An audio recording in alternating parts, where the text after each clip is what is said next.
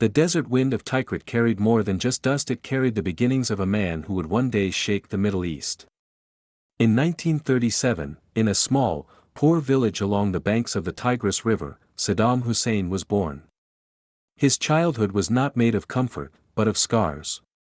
His father disappeared before he could even speak, his mother struggled to survive, and his stepfather's cruelty carved anger deep into his soul. From that pain, ambition was born, raw, untamed, and dangerous. As a young boy, Saddam walked miles barefoot to attend school. Each lesson he learned was not just about reading and writing, it was about power. Iraq, at the time, was a kingdom divided between the British influence and tribal loyalties. Saddam saw injustice everywhere, and he swore that one day, he would be the one to command fear, not feel it. In the 1950s, the Arab world was exploding with revolution. Egypt had found its hero in Gamal Abdel Nasser, a man who stood up to the West and inspired millions with dreams of Arab unity. Saddam was fascinated. Nasser's speeches became his gospel, and the Ba'ath Party, a movement of Arab nationalism, socialism, and anti-imperialism, became his chosen weapon. By the time he was in his 20s, Saddam had already tasted blood. In 1959, he joined a failed assassination attempt against Iraq's then leader, General Qasim. The bullets missed, but the message was sent: Saddam was no longer a boy from Tikrit, he was a name written in the shadow of fear. Wounded and hunted, he fled to Syria, then Egypt, hiding under fake names and surviving through political undergrounds. When he finally returned to Iraq in the late 1960s, the nation was changing. The Ba'ath Party was rising again, and in 1968, they took power in a bloodless coup. Saddam was not yet president, but he didn't need to be.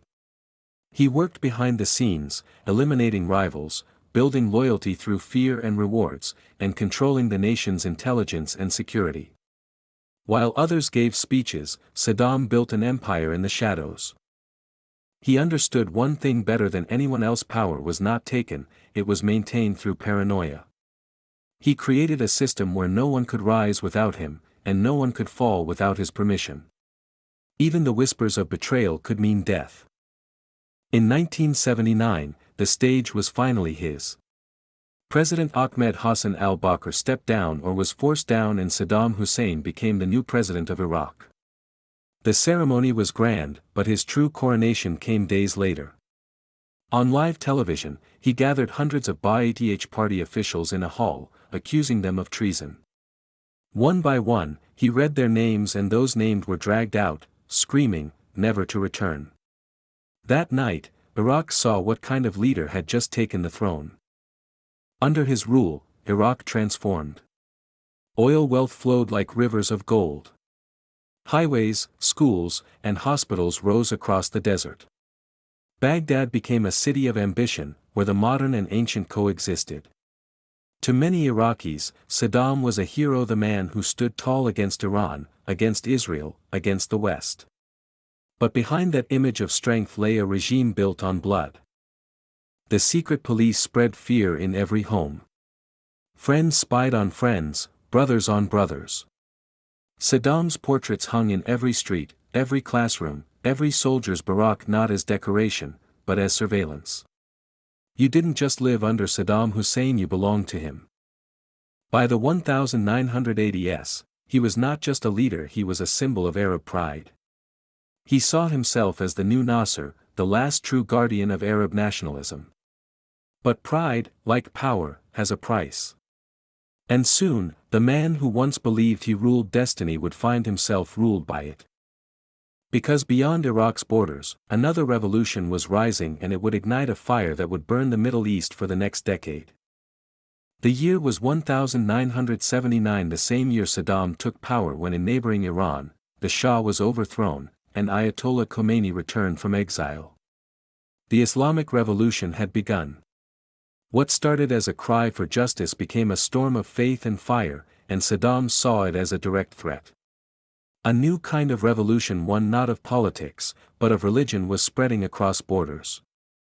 And Saddam, the secular lion of Iraq, would not let it reach his land.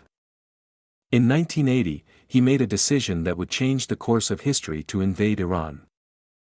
As the tanks rolled eastward across the border, Saddam believed victory would be swift, that the world would applaud him for stopping the spread of Iran's revolution. But the desert has a way of swallowing certainty. The war that followed would last 8 long years, one of the longest and bloodiest in modern history. Millions would die. Cities would burn. And the man who once stood as Iraq's savior would become its curse. But that is where the next chapter begins. The morning of September 22, 1980, began with thunder not from the sky, but from the engines of Iraqi tanks crossing the border into Iran. Saddam Hussein had made his move. To him, it was destiny, a test of strength, a moment to prove that Iraq was the sword of the Arab world. The war would be short, decisive, glorious, or so he thought. But destiny is never kind to those who underestimate it. The Iranian army, though shaken by revolution, refused to fall. Young men, many barely old enough to shave, marched barefoot into minefields, carrying only rifles and faith. The world watched in shock as Iran turned its people into soldiers, its mosques into barracks. And as months turned into years, the war became a monster that neither side could control. Iraq had the money, the weapons, and the support of the West. Iran had the numbers, the zeal, and the willingness to die. The deserts between them turned into cemeteries of steel, tanks rusting under the sun, planes falling like burning comets. Each victory was a mirage, each defeat a wound that bled for miles. The world called it the First Gulf War, but for those who lived it, it was the war of madness. Chemical weapons filled the air. Cities like Khorramshahr and Basra became graveyards of concrete. Children grew up learning the sound of sirens before the sound of laughter. And through it all, Saddam sat in Baghdad, confident that endurance itself was victory. He built massive palaces while his soldiers fought barefoot. He broadcast speeches promising triumph, while mothers buried sons by the thousands. The portraits of Saddam still hung high, but behind closed doors, the whispers began: was this man truly leading Iraq to glory, or to ruin? By 1988, after 8 long years, both nations were exhausted. The war ended without victory, without purpose, without peace. But Saddam called it a win. In his eyes, Iraq had survived, and survival, to him, was enough. Yet the price was catastrophic. 500,000 Iraqis were dead. Billions of dollars gone. And while his people struggled to rebuild, Saddam looked outward again toward another target, another promise of redemption.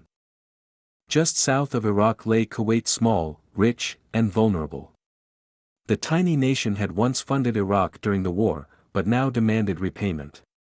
To Saddam, it was betrayal. He accused Kuwait of stealing Iraqi oil, of manipulating prices, of insulting Iraq's sacrifice. But deep down, the truth was simpler: Saddam needed money, and he needed to restore his pride. He saw himself not as a dictator, but as a modern-day Saladin destined to unite the Arab world under one banner. Kuwait, he believed, was rightfully Iraq's. And so, in the dark of August 2, 1990, he struck again. Within hours, Iraqi tanks rolled through the streets of Kuwait City. The royal family fled. The world watched in disbelief as one Arab nation consumed another. For Saddam, it was another act of destiny reclaiming what he saw as stolen. But what he didn't see was the storm gathering beyond his borders. In Washington, the news hit like a spark to dry grass. The United States, fresh from the Cold War's end, saw in Saddam a new villain, one who threatened the global order they had just begun to shape. Oil, economy, influence, all were at stake. And under the banner of Operation Desert Shield, American troops began pouring into Saudi Arabia. For the first time in history, soldiers from the West stood guard over Islam's holiest lands. To Saddam, it was proof that his war was not against Kuwait alone but against the entire Western world. He called for jihad, for the defense of Arab soil. His speeches grew louder, his image more defiant. But his defiance was no match for technology. In January 1991, Operation Desert Storm began. The night skies of Baghdad turned to fire. Cruise missiles streaked through the dark, hitting targets with terrifying precision. CNN broadcast the war live, the first televised conflict in human history. Viewers around the world watched as smart bombs destroyed radar sites, airfields, and command centers. It looked surgical, almost unreal. But for those beneath the explosions, it was not a spectacle, it was hell. The coalition was unstoppable. In just weeks, Iraq's army, once the pride of the Arab world, crumbled. Retreating soldiers were bombed on the highway of death, their vehicles melted into the asphalt. By February, Kuwait was free, and Saddam's empire of pride lay in ruins. But somehow, he survived. The U.S. stopped short of overthrowing him, fearing chaos in the vacuum. Saddam emerged from the ashes weaker, but alive, his grip on Iraq slipping, yet his ego intact. He crushed uprisings in the north and south with brutal force, using helicopters and tanks against his own people. The images were horrifying: villages flattened, civilians executed, but he restored order through fear once again. International sanctions followed, suffocating Iraq's economy. Food was scarce, medicine scarcer. Children died of hunger while Saddam built new statues of himself. The people suffered, but his rule endured, not through love, but through terror. And yet, amid the isolation, Saddam dreamed bigger. He spoke of new weapons, of hidden power, of revenge. He defied the United Nations, expelled inspectors, and hinted that Iraq still possessed weapons of mass destruction. Whether it was truth or bluff didn't matter in the eyes of the world. Saddam Hussein had once again become the villain of history. But what he didn't know was that his greatest enemy was not a foreign power, not an army, not a rival. It was time itself. The same time that once lifted him from Tikrit's dust was now counting down to his fall. And when it came, it would come from the sky, swift, merciless, and final. Because the next time the world turned its eyes to Baghdad, it would not be for a war of nations. It would be for the end of a man who thought he could defy them all. It began, as great tragedies often do, with lies, pride, and fear. By 2002, more than a decade after the Gulf War, Saddam Hussein ruled a ghost of a nation. Iraq's cities were silent under sanctions, its children grew thin under ration cards, and yet his portrait still watched over every street, stern, unbroken, eternal. To the world, he was the last dictator of the 20th century still standing. To himself, he was untouchable. But in the West, another storm was brewing. The United States, still bleeding from the wounds of 9/11, was searching for enemies in every shadow. Fear had become fuel, and Iraq was about to be thrown into the fire. The story was simple, too simple. Saddam had weapons of mass destruction. He was rebuilding his arsenal. He was a threat to the world. No one could prove it. No one could disprove it. And so, in the fog of uncertainty, destiny began to move again. In March 2003, the night sky over Baghdad turned white. Shock and awe, they called it a rain of fire designed to break a nation before it could fight back.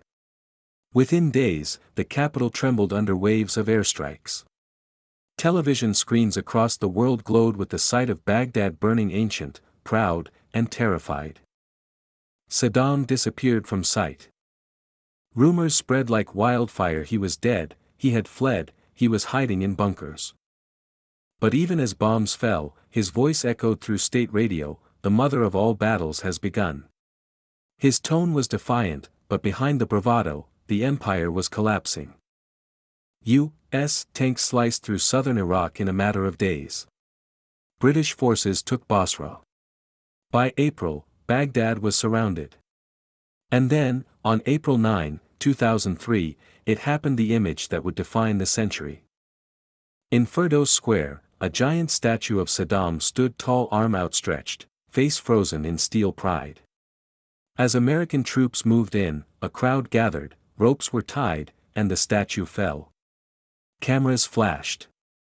People cheered, cried, looted. For the world, it was a symbol of liberation.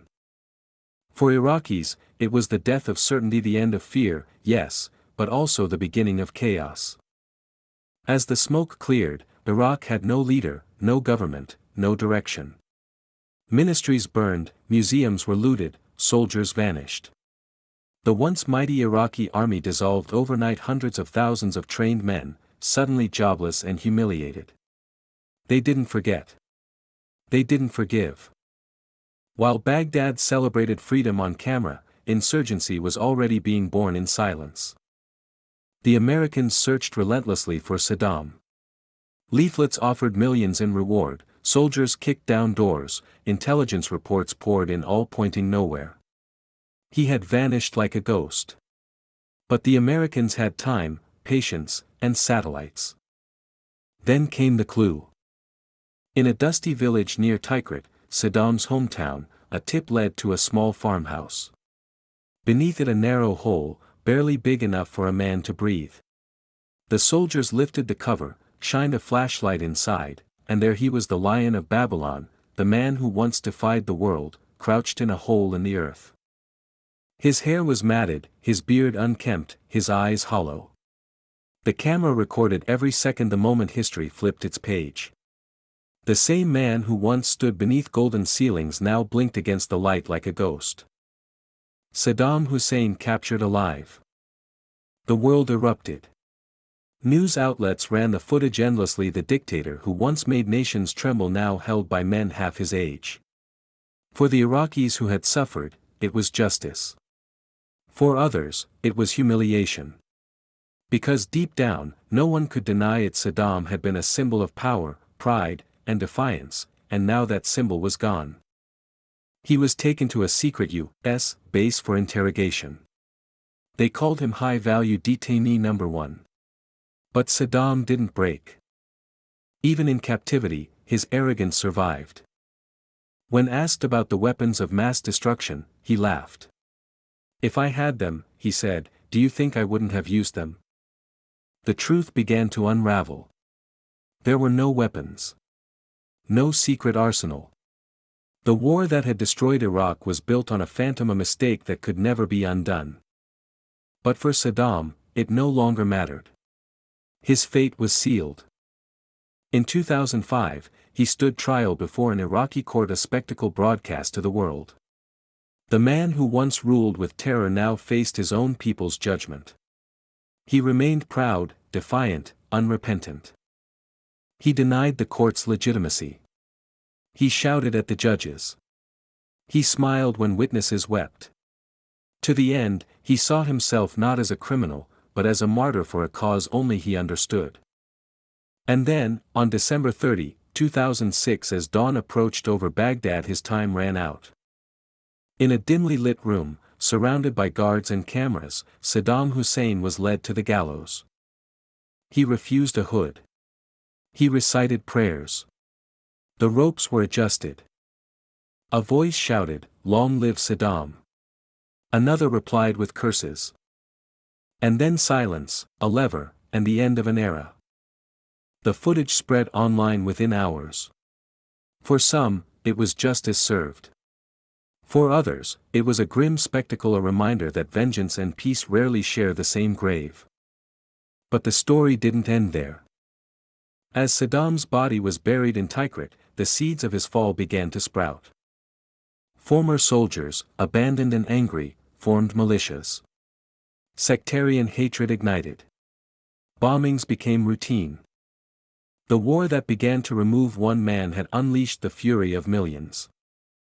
In the years that followed, Iraq bled more than ever. Civil war, insurgency, foreign influence, each tore at the nation's soul. And in the chaos left behind, something darker began to form, a black flag, a new name, a new kind of terror. The world had removed Saddam Hussein, the dictator. But in doing so, it had created the perfect storm for something far worse to be born. His regime had fallen. But his shadow, his chaos, would haunt the Middle East for generations. Because in the end, Saddam's greatest weapon was never his army or his palaces. It was the vacuum he left behind. When the rope tightened around Saddam Hussein's neck, it didn't just end a man's life. It opened a wound that still hasn't healed. The year was 2006. Iraq stood divided not by borders, but by faith, revenge, and fear. Saddam's death was meant to bring closure. Instead, it tore the nation apart. Those who had suffered under his rule cheered, those who had once served him mourned. But in every street, from Baghdad to Tikrit, one question lingered in the dust: was Iraq truly free? The answer came swiftly and brutally. Without Saddam's iron fist, the country descended into chaos.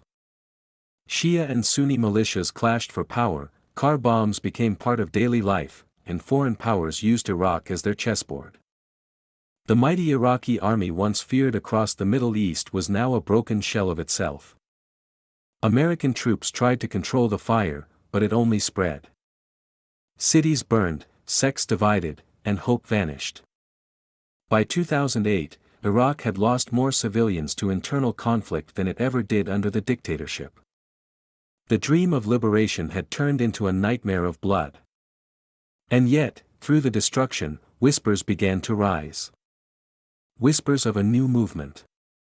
A group that promised to restore the lost glory of the caliphate, to bring order through terror, to fill the void Saddam had left. By 2011, when the last American soldiers withdrew from Iraq, those whispers had become screams. In the shadows of northern Iraq and Syria, under the black flag of vengeance, the Islamic State was born. Its leaders were not strangers. Many were former officers of Saddam's army, men who once served his regime, now betrayed and radicalized. They took their knowledge of war, intelligence, and control and forged it into something darker. The world watched in horror as ISIS swept across the Middle East like a storm. Mosul, Fallujah, Tikrit, cities that had once carried Saddam's banners now flew the black flag of terror. In their propaganda, ISIS declared, "The legacy of betrayal is over. The caliphate rises again." But in truth, it was just another ghost of Saddam's Iraq born from anger, chaos, and revenge. For years, Iraq became a battlefield once again. The U.S. returned with drones and special forces. Iran sent militias. Russia joined the war in Syria. The map of the Middle East began to bleed, borders blurred, alliances shifted, and ordinary people paid the price. Through all of it, Saddam's name refused to die. In villages and cities, murals of him reappeared. Some remembered him as a tyrant, others, as the last symbol of unity before the darkness. Young Iraqis who had never lived under his rule began to ask their parents, was it better then? No one had an answer. Because Saddam's legacy wasn't just in history books, it lived in the trauma of the people, in the silence after every explosion, in the ruins of what was once called civilization's cradle. And then, slowly, the storm began to fade. By 2017, ISIS had been crushed. Mosul was freed at a cost so high it nearly erased the city itself. Millions were displaced. Entire generations grew up knowing only war. Iraq stood once again in the ashes of victory. But this time, there was no Saddam, no foreign savior, no clear enemy. Only a people exhausted by history. The world moved on, but Iraq still searched for meaning in its ruins. Was Saddam's fall the end of tyranny or the beginning of endless suffering? The answer depends on who you ask. For the families of those buried in mass graves, Saddam was the face of evil. For the soldiers who fought for him, he was the symbol of pride. For historians, he remains one of the last relics of an era when dictators ruled with absolute power. And yet, one truth remains unshakable. The war that began with him never truly ended. In modern Baghdad, children walk past broken statues of Saddam, some cracked, some painted over, but never completely destroyed. They ask their elders who he was, and the stories vary: hero, monster, patriot, betrayer. Each story adds another layer to the myth, another echo to his shadow. Because even in death, Saddam Hussein became larger than life. His rise showed the power of ambition. His rule revealed the depths of control. His fall exposed the fragility of nations built on fear. And his legacy, a lesson written in blood, continues to haunt the sands of Iraq. Today, nearly 2 decades later, the world has changed. But the story of Saddam remains a mirror reflecting how easily power can corrupt, and how difficult it is to rebuild once it's gone. The desert winds still whisper his name. Not in praise, not in hatred, but as a warning.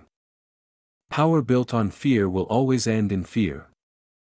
Saddam Hussein, the man who once believed himself invincible, learned that lesson too late.